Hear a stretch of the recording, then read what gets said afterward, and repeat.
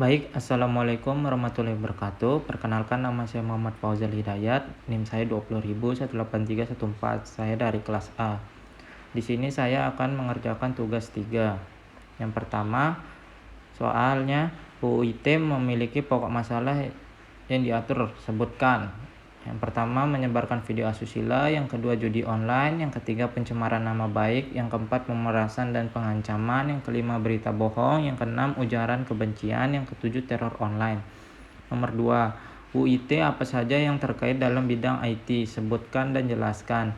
Yang pertama, pasal 27 UIT tahun 2008. Yang kedua, pasal 28 UIT tahun 2008. Yang ketiga, pasal 29 UIT tahun 2008. Yang keempat, pasal 30 UIT tahun 2008 ayat 3. Yang kelima, pasal 33 UIT tahun 2008. Yang keenam, pasal 34 UIT tahun 2008. Yang ketujuh, pasal 35 UIT tahun 2008. Penjelasan bahwa pasal di atas berkaitan dengan bidang IT yang mencakup cybercrime, hacking, pornografi, dan SARA, illegal content. Salah satu contoh hacking dengan metode carding, maka akan terjerat pasal 30 UIT tahun 2008 yang berbunyi 1. Setiap orang dengan sengaja dan tanpa hak atau melawan hukum mengakses komputer dan atau sistem elektronik milik orang lain dengan cara apapun. Yang kedua, setiap orang dengan sengaja dan tanpa hak atau melawan hukum mengakses komputer dan atau sistem elektronik dengan cara apapun dengan tujuan untuk memperoleh informasi elektronik dan atau dokumen elektronik.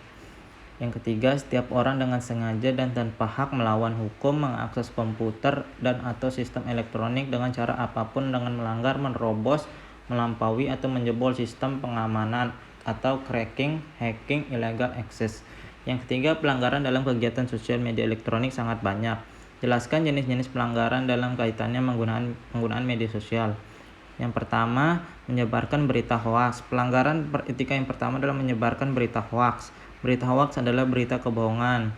Pelanggaran ini sering kita temui karena pesatnya perkembangan teknologi yang memudahkan seseorang berkomunikasi dalam jangka waktu yang cepat. Banyak para pengguna teknologi yang tidak teliti saat memperoleh informasi sehingga terjebak dalam berita-berita bohong yang disebarkan oleh para pelaku. Yang kedua, pencemaran nama baik. Pelanggaran etika selanjutnya adalah pencemaran nama baik. Contoh pelanggaran ini sering dijumpai dalam media sosial karena banyak pengguna media sosial yang tidak dapat mengontrol emosinya. Orang yang tidak dapat mengontrol emosinya biasanya akan meluapkan dalam tulisan-tulisan dan terkadang menulis nama orang yang tidak disukai tersebut di media sosial yang kemudian diunggah dan dikonsumsi oleh publik. Yang ketiga, penipuan online. Media sosial tidak hanya digunakan untuk sekedar chatting dengan teman yang kita kenal. Media sosial saat ini sering terjadi sebagai sarana penjualan secara online oleh orang-orang yang merintis karirnya di dunia usaha.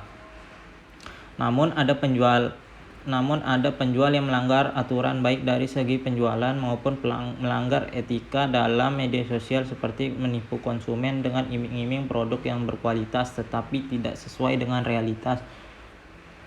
Yang keempat, bullying. Kasus bullying menjadi pembicaraan di kalangan generasi muda. Bullying merupakan perilaku buruk seseorang yang sengaja dilakukan untuk mengucilkan orang lain. Bullying biasanya berupa ancaman, intimidasi, kekerasan, atau pemaksaan kepada orang lain. Pelanggaran etika ini terjadi karena adanya perbedaan kelas sosial, ras, agama, jenis kelamin, perilaku, penampilan, dan lain sebagainya yang berkaitan dengan kekurangan seseorang. Yang kelima, perjudian online. Perjudian merupakan sebuah permainan bertaruh di mana pemenang akan mendapatkan hadiah yang biasanya berupa uang dari masing-masing pemain. Awalnya perjudian hanya dapat dilakukan secara tatap muka saja. Seiring dengan maraknya teknologi, perjudian dapat dilakukan secara online yang ada pada beberapa game, judi sepak bola atau permainan dari smartphone dan lain sebagainya. Yang keenam, menyebarkan berita kebencian. Kasus yang akhir-akhir ini sering ditemui adalah berita yang mengandung unsur-unsur kebencian terutama dalam kehidupan beragama di media sosial. Menyebarkan informasi yang mengandung kebencian ini merupakan pelanggaran dalam media sosial yang tertuai pada UIT nomor 11 tahun 2008 tentang informasi dan transaksi elektronik pasal 28 ayat 2. Yang ketujuh, mengunggah foto-foto yang tidak pantas.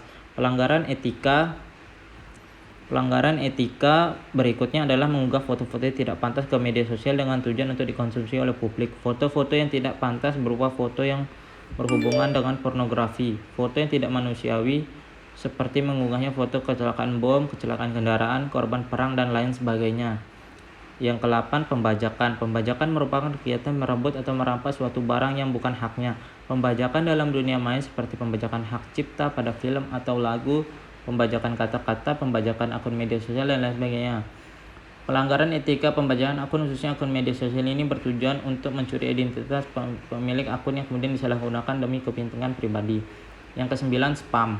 Spam artinya melakukan pengiriman pesan bertubi-tubi tanpa dikehendaki oleh penerima pesan yang terjadi oleh pengguna media sosial. Spam termasuk ke dalam pelanggaran etika dalam media sosial karena dianggap mengganggu pengguna media sosial lainnya. Spam dapat menimbulkan permusuhan, kebencian, perkelahian, dan ketidaktentraman pengguna media sosial.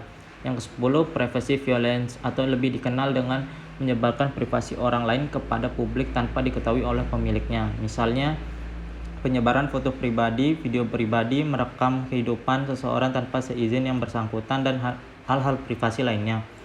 Yang keempat, soal nomor 4, jelaskan secara pembentukan UIT dan perubahannya. Yang pertama, UIT disahkan pada tanggal 21 April 2008. Yang kedua, pada 27 Oktober 2016, rapat paripurna DPR mengesahkan UU nomor 19 tahun 2016 terkait perubahan atas Undang-Undang nomor 11 tahun 2008.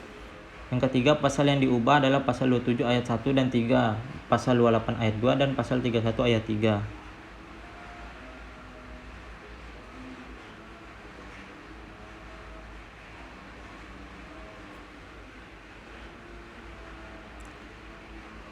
Sekian tugas dari saya, kurang lebihnya mohon maaf.